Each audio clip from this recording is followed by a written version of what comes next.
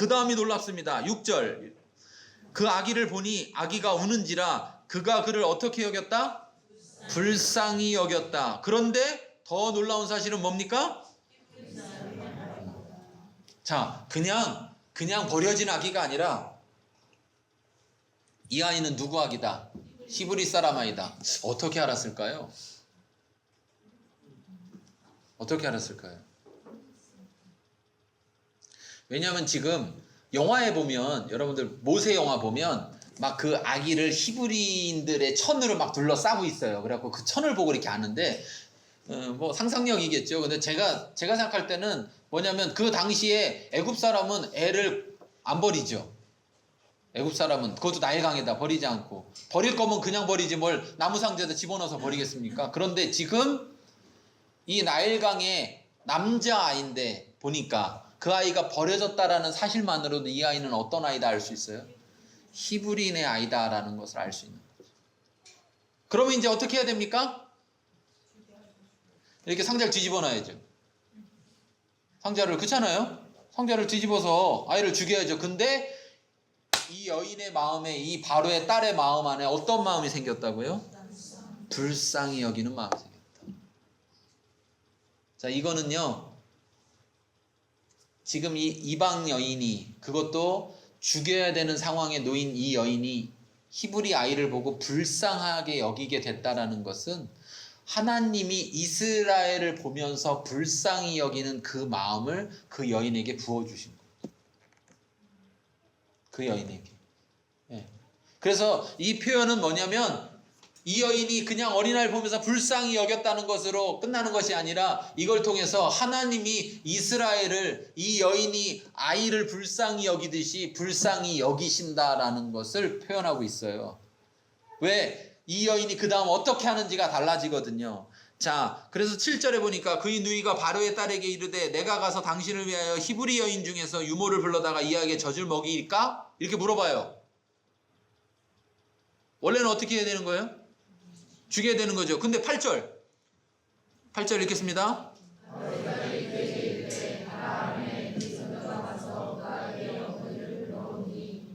네, 자, 가라. 가서 그 아이 어머니를 불러왔습니다. 그랬더니 9절, 바로의 딸이 뭐라 그래요?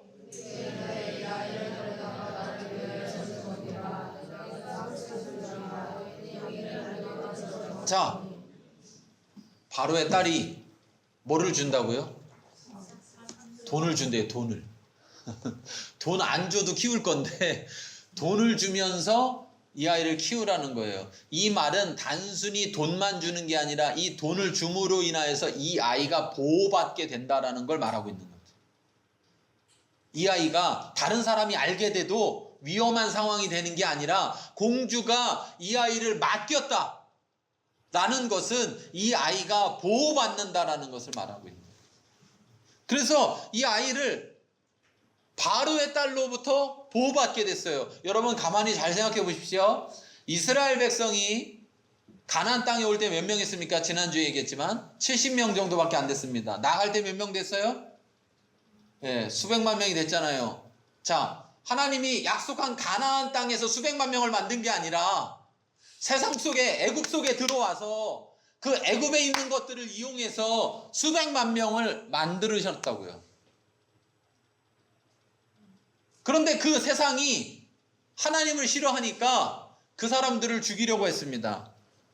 그때 하나님은 다시 또 역설적으로 이스라엘을 구원하기 위해서 예비한 그 구원자를 어디에서 보호받게 하느냐? 애굽의 가장 핵심부로부터 보호받게 하신다. 우리 속담에 그런 말 있잖아요. 등잔 밑이 어둡다. 애굽에서 어디가 안전하겠습니까? 어느 곳이 안전하겠어요?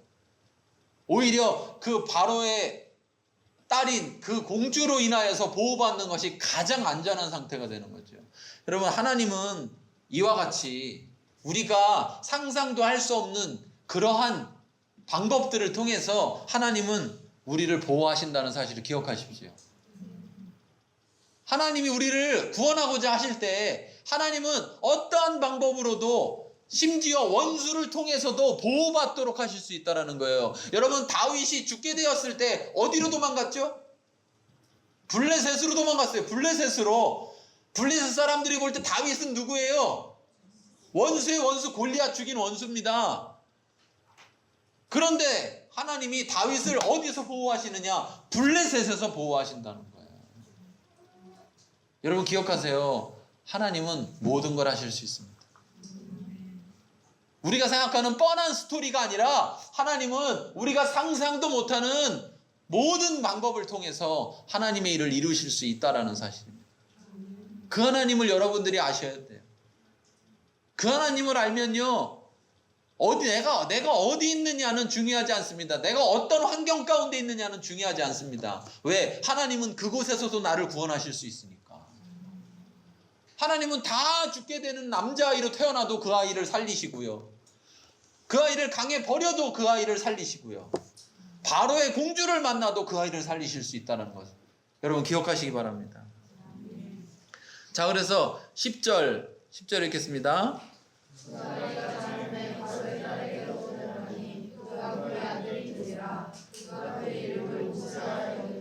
네. 네. 자, 그 아이가 자라매 바로의 딸에게 데려갔습니다. 그가 그의 이제 젖을 뗄 나이가 된 거죠. 그가 그의 아들이 됐다. 양자가 되었다라는 거죠. 양자가 되었다. 이 말은 성경에 이런 표현들은 굉장한 함축적 의미를 가지고 있는데, 결국 우리가 요한복음 1장에서 말하는 영접하는 자, 그 이름을 믿는 자들에게는 하나님의 자녀가 되는 권세를 주셨다 할 때 그 자녀가 된다라는 말이 양자가 된다는 말이에요. 양자가 된다는 말. 지금 이 모세를 그냥 이 공주가 조금 살려준 정도로가 아니라 아예 양자로 입양을 함으로 인하여서 그에게 완전한 권한을 주고 있는 것을 말하고 있죠. 이것은 앞으로 하나님께서 이스라엘 백성을 이렇게 양자 삼을 걸, 자기의 자녀로 받아들일 것에 대해서 미리 보여주고 계신 거예요. 모세를 통해서요. 계속 예표적으로. 자, 그를 모세라고 했는데 놀랍죠? 이 여인은 아무 생각 없이 건졌다. 물에서 건졌다. 이 모세라는 말이 건지다라는 말에서 나온 말인데, 마사라는 말에서 나온 말인데, 건졌다라는 의미로서 모세라고 줬어요. 근데 사실 놀라운 이름은 모세가 이 이름 그대로 이스라엘을 애굽으로부터 건질 사람이란 말이죠. 건질 사람이에요. 하나님의 놀라운 그 구원을 위한 하나님의 역사는 구원자를 이 땅 가운데 보내고 그를 살리는 것으로부터 이미 시작하고 계시다는 거예요.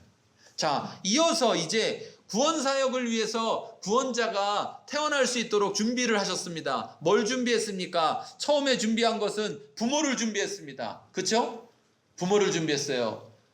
그런데 제사장반열 가운데 있는 사람을 준비했습니다. 두 번째는요, 구유를 준비했습니다. 아니, 방주를 준비했습니다. 상자. 근데 예수님과 비교해 보세요. 예수님 태어날 때 누구를 준비했습니까? 요셉과 마리아를 준비했습니다. 그렇죠? 그 다음에 예수님을 위해서는 뭐가 준비되어 있었습니까? 말구유, 구유가 준비되어 있었습니다. 방주와 같죠? 자, 그 다음에 하나님께서 그것을 인도하셨습니다. 자, 예수님 때는 누가 나타났었죠? 천사가 나타나서 인도했었습니다. 자, 그리고 결국 바로의 딸을 통해서 피난처를 주셨습니다.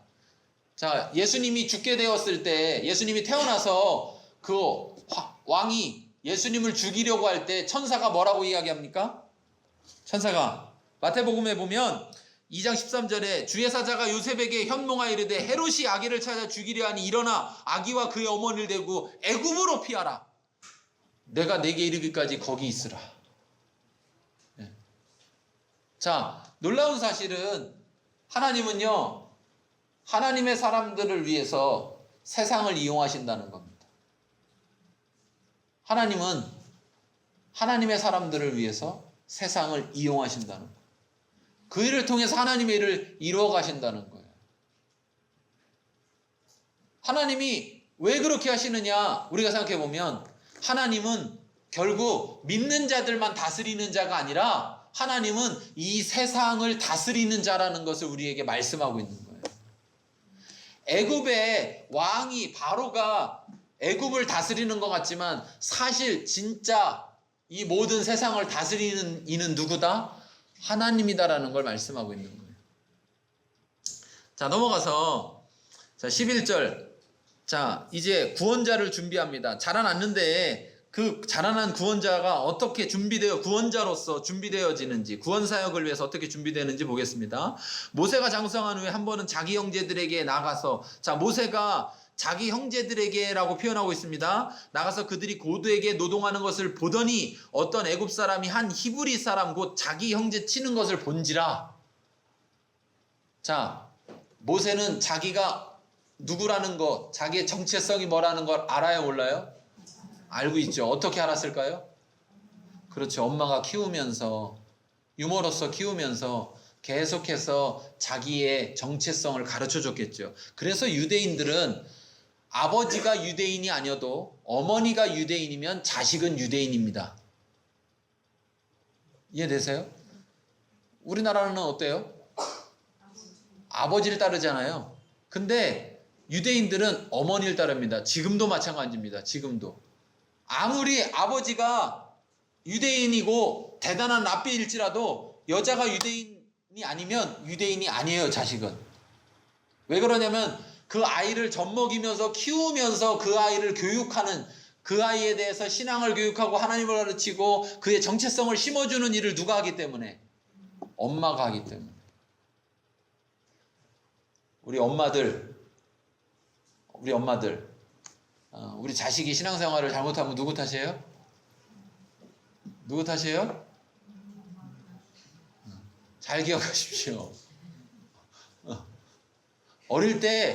아주 어릴 때 신앙생활을 잘할 수 있는 토대를 엄마들이 만들었어야 되는 거예요. 자, 그 다음에 아버지가 할 일이 뭡니까? 아버지가 아이를 데리고 밭에 나가든 어디 나가든, 아버지는 집에 들어오든 나가든 서 있든 앉아 있든 항상 하나님 말씀을 가르치라고 그랬어요. 자, 그러니까 애가 말씀을 모르고 잘못 살거든 누구 탓이에요? 자, 부모가 잘해야 됩니다. 부모가 잘해야 돼요. 그런데 이 엄마는, 모세의 엄마는 잘했어요. 그에게 신앙을 가르쳐주고 네가 어느 민족이고 네 정체성이 뭐고 네가 어떤 일을 해야 될지, 네가 이렇게 왕궁에 들어오게 된 것이 어쩌면 네가 우리를 구원할 수 있는 길이 될지도 모른다. 이런 것들을 가르쳤겠죠. 에스더가 이스라엘 백성이 하만을 통해서 다 죽게 되었을 때 모르드게가 에스더에게 뭐라고 합니까? 네가 오늘 왕비가 된 것이 바로 오늘을 위함인지 어찌하느냐, 이런 말을 하잖아요. 너 혼자 잘 먹고 잘 살 줄 아냐 그러면서 네가 이 민족을 위해서 하나님이 너를 이렇게 준비하셨는지 네가 어찌하느냐 이렇게 얘기하잖아요. 아마 모세의 엄마도 모세에게 그렇게 이야기했을 거예요. 야, 네가 죽어야 되는데 네가 이렇게 살아났는데 사는 것만이 아니라 이렇게 왕의 딸의 공주의 자녀가 됐는데 이것이 우리를 이렇게 고통받는 우리를 구원하려고 하는 건지 어찌 알겠느냐, 가르치지 않았겠습니까? 자, 그러니까 자기 형제들을 보았다는 거예요. 여기서 봤다라는 말은 그냥 보았다는 것이 아니라 그 마음 안에 긍휼함을 가지고 그들을 바라보는 것을 말합니다. 자, 12절. 좌우를 살펴 사람이 없음을 보고 그 애굽 사람을 쳐 죽여 모래속에 감추니라. 자, 여기서 애굽 사람이 자기 형제를 쳤다라는, 치는 것을 봤다라는 말과 똑같은 말입니다. 모세가 애굽 사람을 쳐 죽였다라는 말 똑같은 말이에요. 그러니까 자, 애굽 사람이 히브리 사람을 칠 때 어느 정도 쳤단 얘기예요? 거의 죽을 만큼을 쳤다는 거예요. 그러니까 그걸 보고 모세가 저 사람 저렇게 뒀다가는 뭐 하겠다? 죽겠다 싶으니까 그가 치듯이 친 거예요. 근데 모세는 어떤 교육을 받았어요? 왕자의 교육을 받으면 어떤 교육 받습니까? 지식적 교육뿐만 아니라 군사적 교육까지 다 받죠. 예, 그러니까 그냥 일반 사람이 치는 것과 이 유단자가 치는 건 다르잖아요. 그래서 여러분 싸움 폭행 사건이 나도요, 유단자인 사람은 그 사람은 더 가중처벌됩니다. 싸울 때 물어봐야 돼요. 단증 있어 없어? 이렇게. 너 단증은 가중처벌이야? 가중처벌 이렇게 얘기를 해야 돼요. 왜? 그 사람은 무기라는 거예요. 만약에 태권도 사범이 일반인하고 싸웠다. 그러면 이 사람은 맨손이어도 뭐예요? 무기를 든 것과 똑같은 거예요. 자, 똑같이 쳤더니 죽었습니다. 자, 모세가 이스라엘 사람을 구원하기 위해서 애굽 사람을 죽였습니다. 자, 그런데 이 방법으로 해결이 되나요? 이 방법으로 해결이 안 됐던 거죠. 한 사람을 살리기 위해서 모세는 그 애굽 사람을 죽였지만 결국 이 일로 통해서 어떤 일이 벌어졌느냐. 자, 13절 보겠습니다.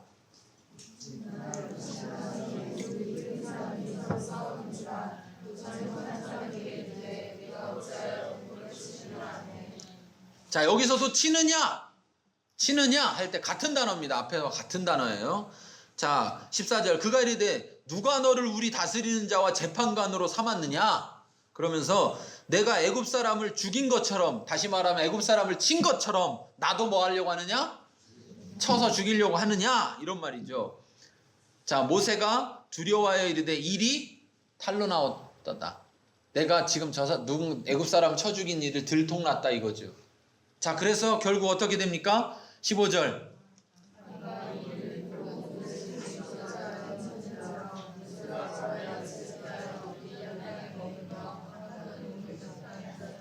네, 자, 지금 모세는요, 구원자로서 준비되기 위해서 시험을 받았습니다. 시험. 근데 시험을 통과했나요? 못 통과했나요? 못 통과한 거예요. 모세는요, 이스라엘 백성을 구원하되 자기중심적으로 구원하려고 그랬어요. 자기 힘으로, 자기 능력으로 구원하려고 그랬어요. 그랬더니 구원 사역이 오히려 실패로 가버린다는 거예요. 자, 예수님과 모세가 비슷하다 그랬습니다. 자, 예수님이 구원 사역을 시작하실 때 제일 처음은 뭐 하셨습니까? 제일 처음이요. 뭐 했어요? 침례 받으시고 성령이 임하신 다음에 구원 사역의 첫 번째, 제일 먼저 뭐 하셨어요? 광야에 가서 시험 받으셨죠. 성령을 인도함을 따라 광야에 시험 받으러 가셨다고요. 제일 먼저 아예 시험 받으러 가셨다고 나와요. 시험 받으러 가셨다고. 자, 거기서 사단이 와서 예수님을 세 가지로 시험하죠. 안목의 정욕과 이상의 자랑, 육신의 정욕을 시험하죠. 떡을 만들어 먹어라. 그렇죠? 나를 경배하라. 세상의 모든 걸 줄 거다. 뛰어내려라. 하나님 걸 바쳐줄지 않을 거냐. 자, 그러한 육신의 정욕과 안목의 정욕과 이생의 자랑에 대해서 다 시험을 하는데 예수님은 어떻게 했습니까? 이기셨어요. 뭐로 이겼죠? 자기 능력으로 이겼나요? 아니요. 하나님의 말씀으로 이겼어요. 자, 지금 모세에게는 뭐가 갖춰지지 않았습니까? 하나님의 말씀이 갖춰지지 못했다는 거예요, 아직.